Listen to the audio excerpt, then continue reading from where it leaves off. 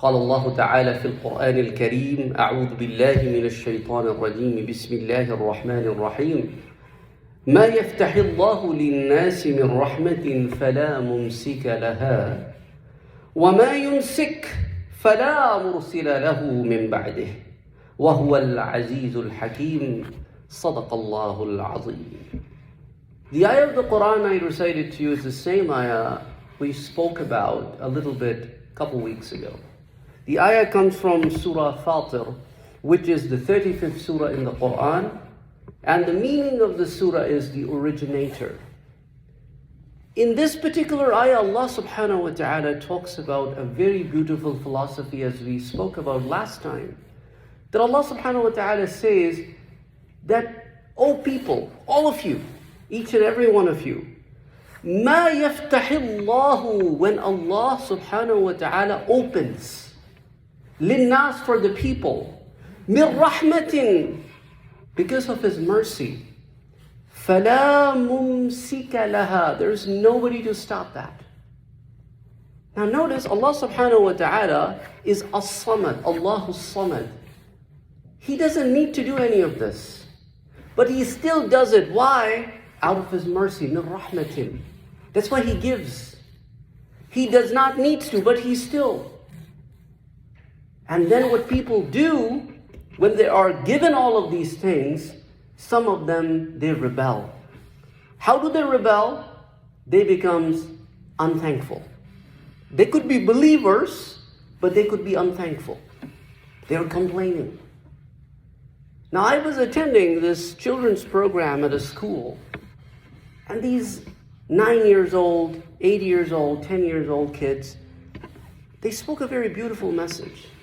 I don't know if they realized or not what they spoke to us. They said, in this weather, it's pretty cold.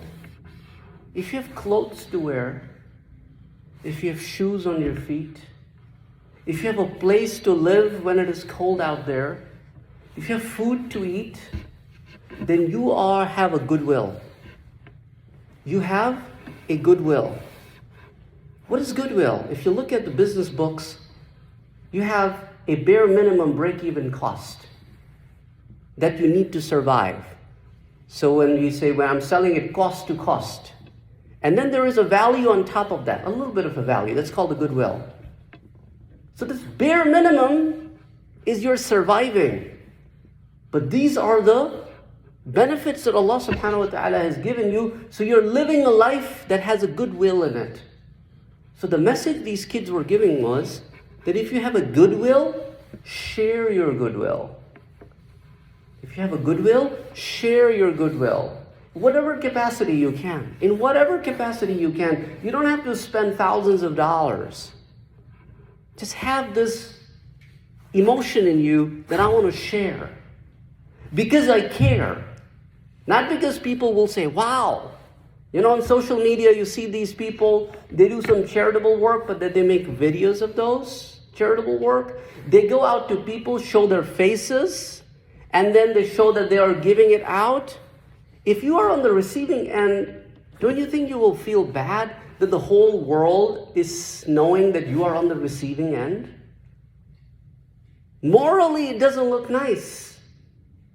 It brings them lots of likes. It brings them lots of comments. But morally, at a human level, it hurts. But the other person is in need, so it doesn't say no. Of course, there are many other ways of doing the charitable work, but just giving you an example, that if you have a goodwill, share it. And when you share it, it is between you and Allah. Nobody needs to know about it. Sometimes you do the charitable work, and then you forget about it. Even you yourself don't want to remember that work. A beautiful story.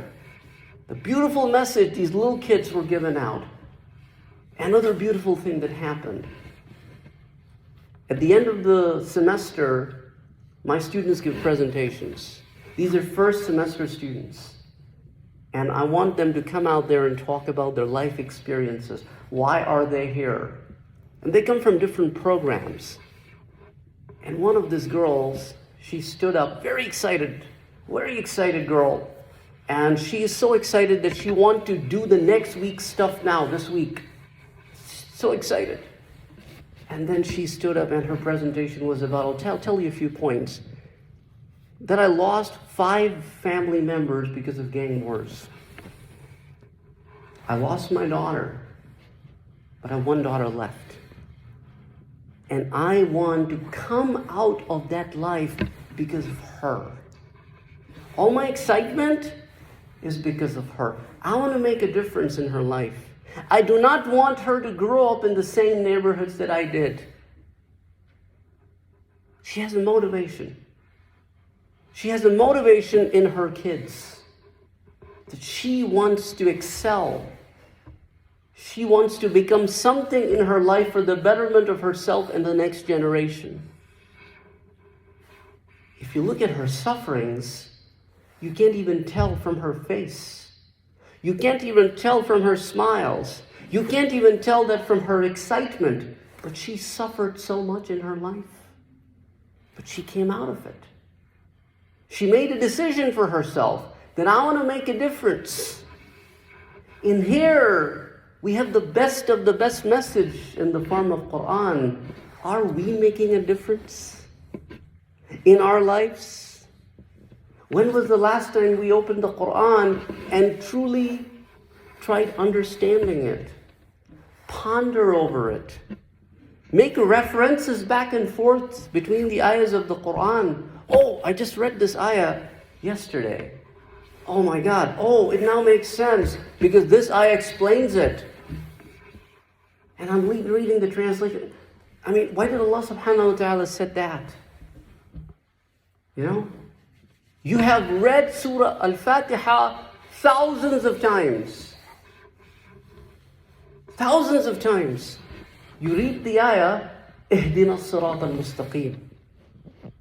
What does that mean? What does that mean? A lot of you will be like, yeah, I know. I'm asking Allah subhanahu wa ta'ala that guide me on the right path, on the straight path. And the next question is, when do you recite it, brother? Oh, I recited in Salah. Aren't you already guided that you're reciting the Salah? Yeah, then why are you asking for something that you already have? And you're like, what do you mean? Exactly. If you have a job and you go out there and say, I need a job, people will be like, well, you already have a job. Why do you need a job? And that's exactly what you're doing. You're guided. Then why are you asking for guidance? But you never thought about that point, have you? You've read it thousands of times and millions of times. Why are you asking for التحصيل الحاصل? Something that you already have, why are you asking for that? Now, ulama have given responses.